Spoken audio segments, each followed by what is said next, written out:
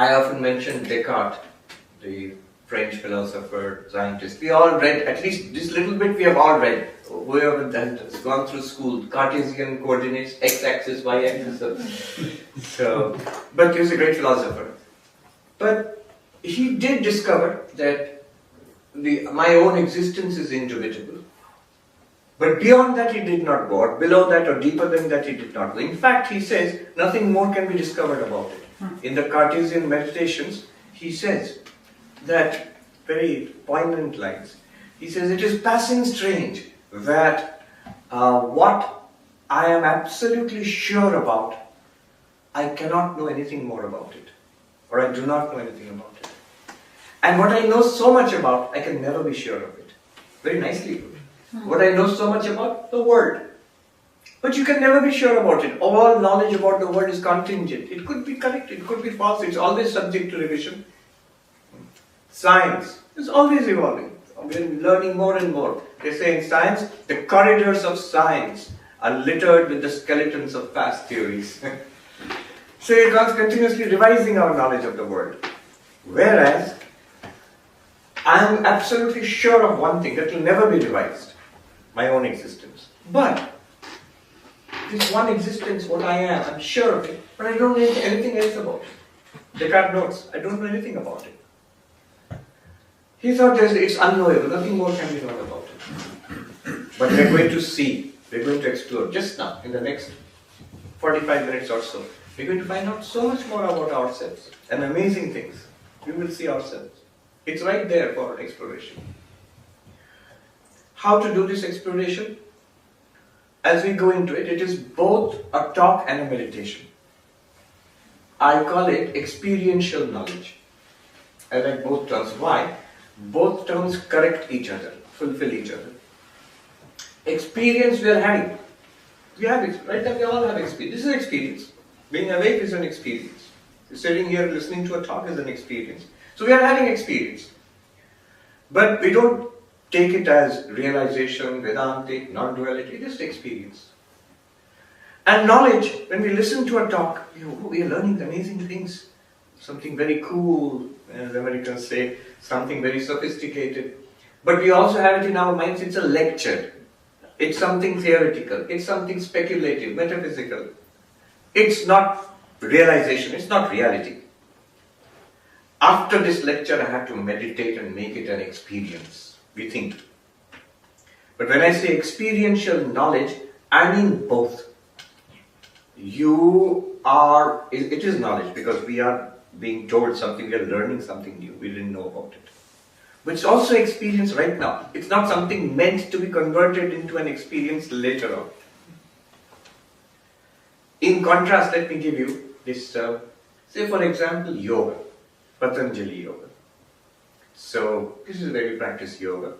You sit, you're told how to sit, how to breathe, how to focus the mind, steady the mind. Ashtanga yoga of Patanjali. If you listen to a lecture on Ashtanga yoga, it is not the experience of Ashtanga yoga. After you listen to a lecture, that you have to do it. Yoga, unless you do it, it's not experience, it's theory. We can listen to a lecture on yoga and then go away without getting any benefit from it because we did not do it. So doing it and learning about it, two different things.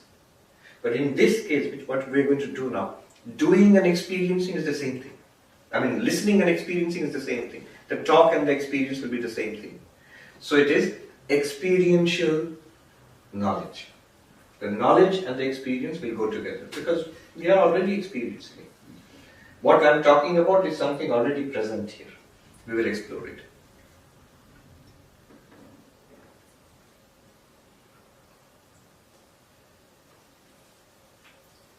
We already have the experience, we don't have the knowledge. But when we talk about knowledge, we tend to divorce it from experience. That's why the two of them should go together. The way to do it will be, when I speak, from now on till the end of this talk, I would want us to notice, say what he's saying, what I just heard, is it a fact or not? 3 steps. What did he say? Number 1. If I can answer that, I've heard. First step is over. This is called Shravana, hearing. Second, do I get it? Do I understand what he said? If I say, yeah, and it's very clear, simple, straightforward, then second step is over. Do I get it? Third step, this second step is called manana, reasoning about it and getting clarity. Third step is usually, it's called meditation. I put it a little differently. This third step of meditation, ask the question, is it a fact already? Is it already a fact? It's like you're sitting here in the chair. It's a fact already. You are sitting on I'm sitting in a chair. What did he say? He said, I'm sitting in a chair. Do I understand it? Yeah, it's very simple. Is it a fact? Yes, it's simple, it's a fact. Like this, we have to follow this. 3 questions each time. What did he say? So unless we can answer that, then our mind is wandering elsewhere. Now, that is very simple. But first and most important, what did he say? What did the teacher say? What did the text say? Second, do I get it? Do I understand what he said? Sitting in a chair is very simple, but what we'll go into is more subtle. So do I understand? Understanding is important. And third, is it real? Is already a fact. Alright. And as we listen, you may want to relax. At some point, because it's subtle inwards, you may want to, if you feel like closing your eyes, close your eyes. Don't stop listening. If you find yourself dozing off, your mind going off elsewhere, then open your eyes. I'm sure everybody has had lunch, so this is a bad time to do non-dual meditation. One will go into from waking to dream to deep sleep state. It's all very Vedantic, but Vedanta can be done only in the waking state.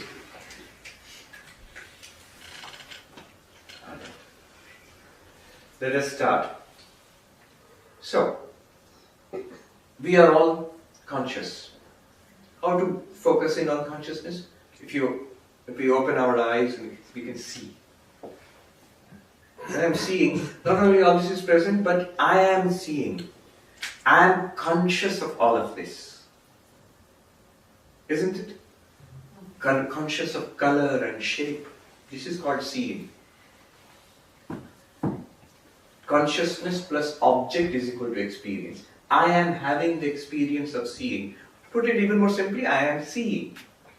What is this seeing? Consciousness plus color and shape is equal to experience of seeing. Of course, there is light, there are objects, there are eyes, there is a mind. All of those are necessary for seeing. But basically, consciousness has come in contact with colors, shapes. This is called seeing.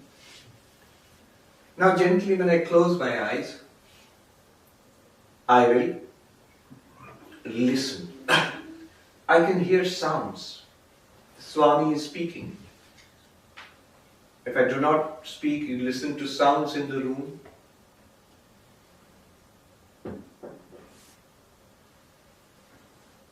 Every time I hear a sound, let me notice, I am conscious. That's why I am hearing the sound. Consciousness plus some sound, some noise is the experience of hearing. And let us touch our fingertips together. Here is the experience of sound, of touch, experience of touch. Touch our fingertips together, just notice. There is touch. It's a real experience. What did he say? Do I understand it? Is it a fact? You should be able to say yes, yes, yes. You know, Vidyaji, in Kashmiri Shaivism, in one place, Abhinavagupta says, touch the forefinger and the thumb. That one little touch, all of enlightenment is there in that touch. What does it mean? The whole philosophy is there itself.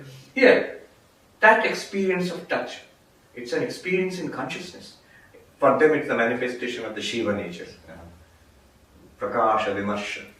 So that the tiniest of experiences. Touch. Or smell. Or taste. We just had lunch. We tasted various things. Now here's the point which I'm making. These experiences are very diverse. Seeing, hearing, touch, smell, flavor, taste. So diverse, so different. How different it is from seeing to hearing, from hearing to touch. Just the experience itself is so different. And yet, in common to all of them, common to all these experiences, is one thing: consciousness. True? Is it not a fact? No? Am I saying something very esoteric? I'm saying something very simple. It's very central to all our lives. Consciousness is lighting up all our experiences. All of what I just said, all seeing, all hearing, all smelling, all tasting, all touching, and like these 5 rays, the central sun of all of them is consciousness. From that consciousness alone, we are getting all these experiences. C plus O is equal to E. Consciousness plus object is equal to experience. This is what is going on. True?